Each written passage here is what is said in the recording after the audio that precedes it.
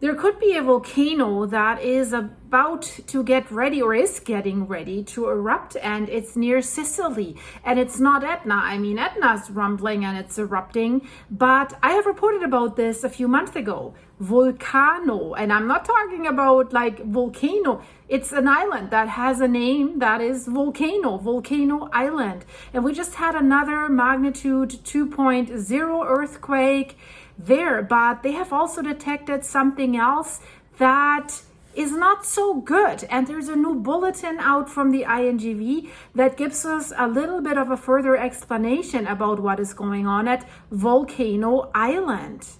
But there's also a new AI-based seismic tomography study that is revealing the internal structure of Volcano on near Sicily, basically off the coast of Sicily. So we will look into all of that. You know, if we need to worry about a volcano, it is when certain factors combine, like earthquakes, gas emission, rising ground uplift, or any other thermal anomalies that could be detected. And that's exactly what they have found at Volcano Island. So they have detected a thermal anomaly at the crater of Volcano. So at the crater, that is never good, because the crater of a volcano, this is where the magma comes out, to say it in very plain words. So the thermal anomaly is not super big. It's a weak thermal anomaly, but it has been detected. So something must cause this.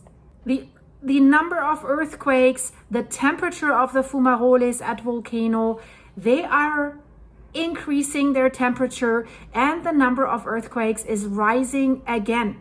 We had a few quiet weeks, but now it's accelerating again. The magnitude 2.0 that happened south of Volcano in the Tyrrhenian Sea.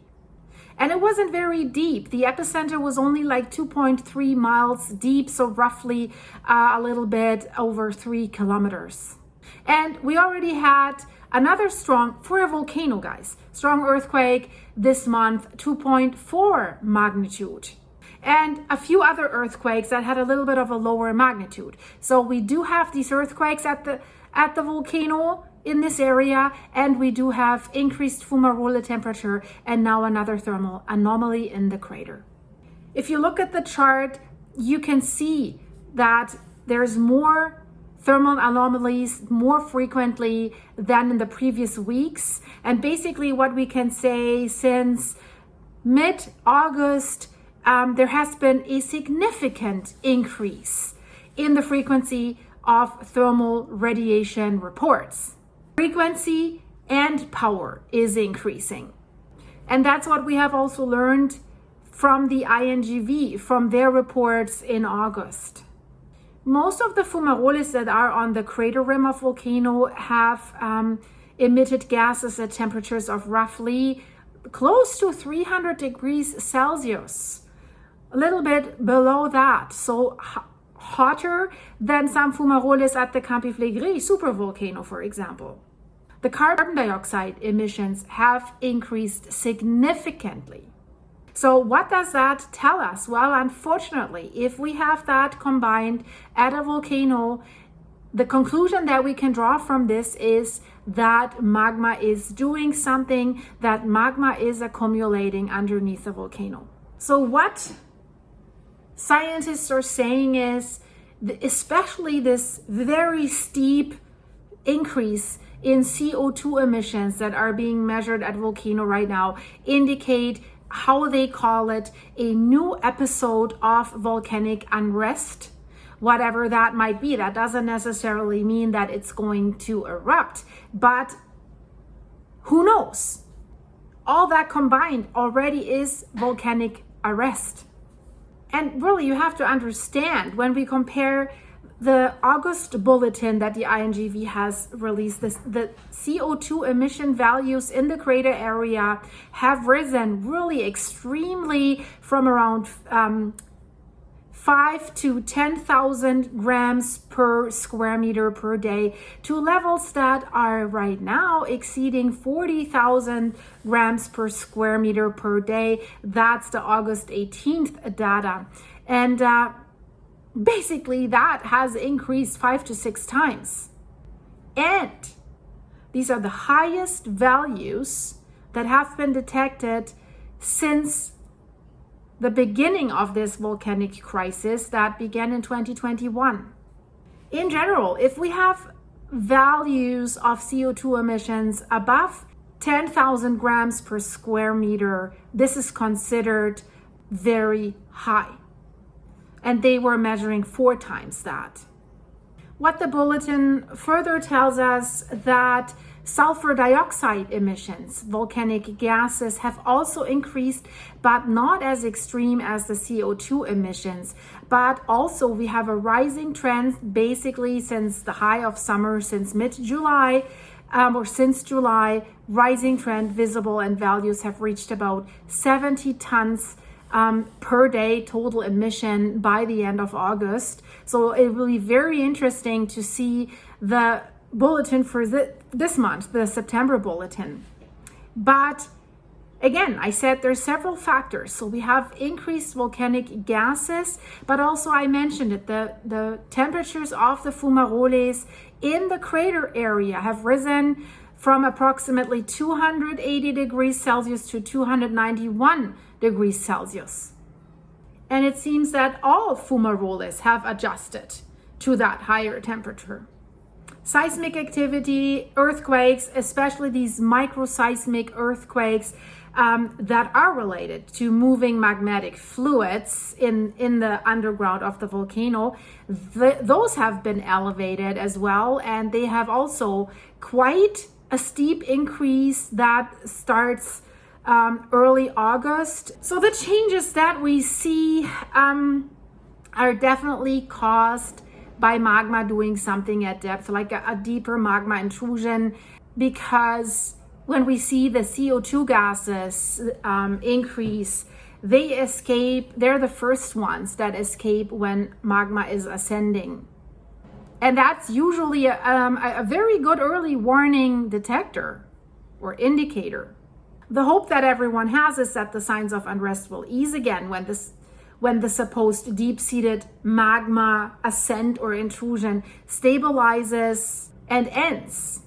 We've had similar phases of unrest, but they may repeat for a certain amount of time.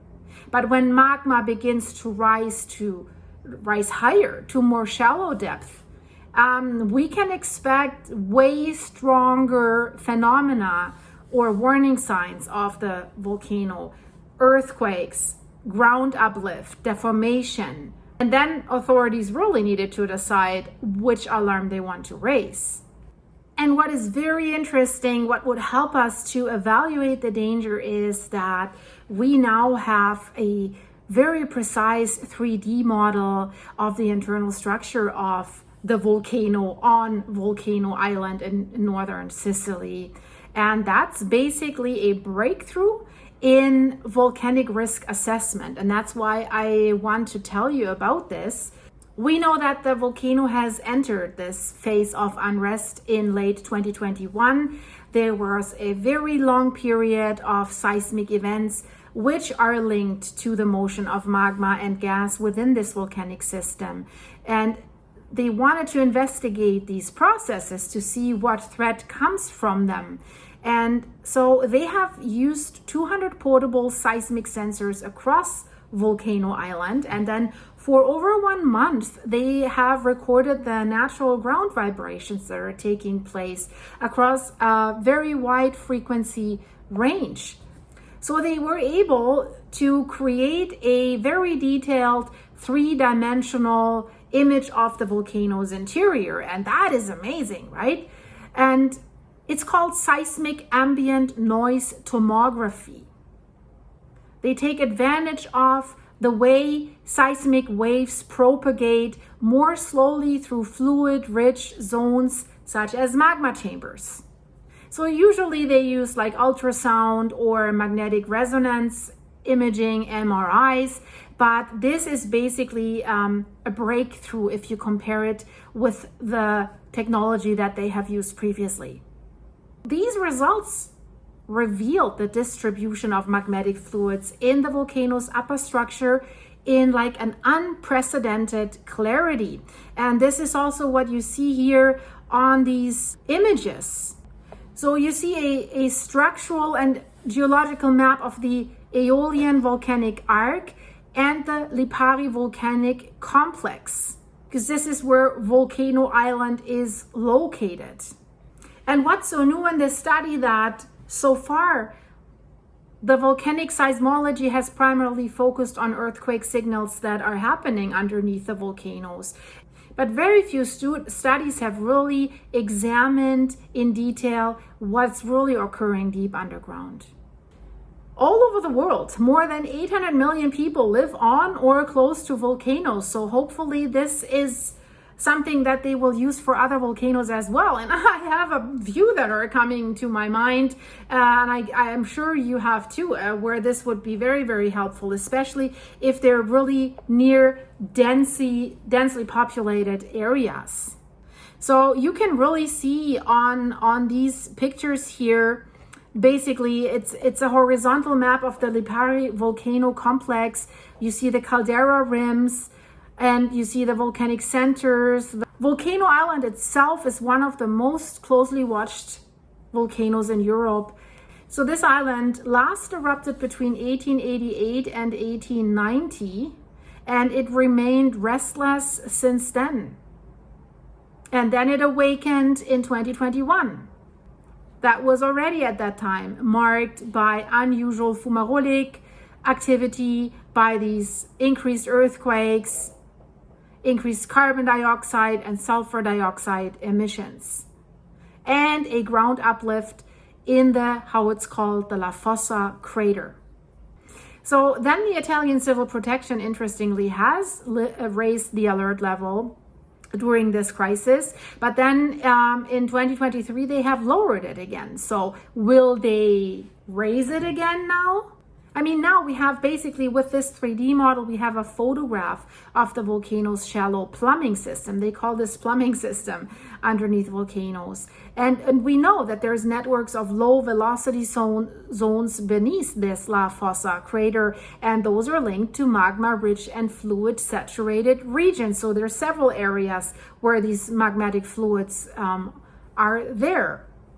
Then they have high velocity areas that might indicate that we have cooled magmatic intrusions, so older magmatic intrusions.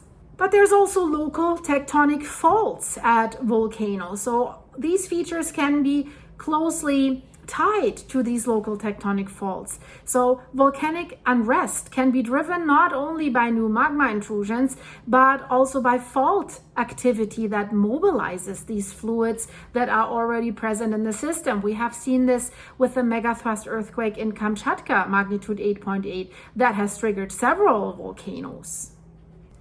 Of course, these new findings, they're not direct eruption forecast, but maybe help with risk management and risk prediction.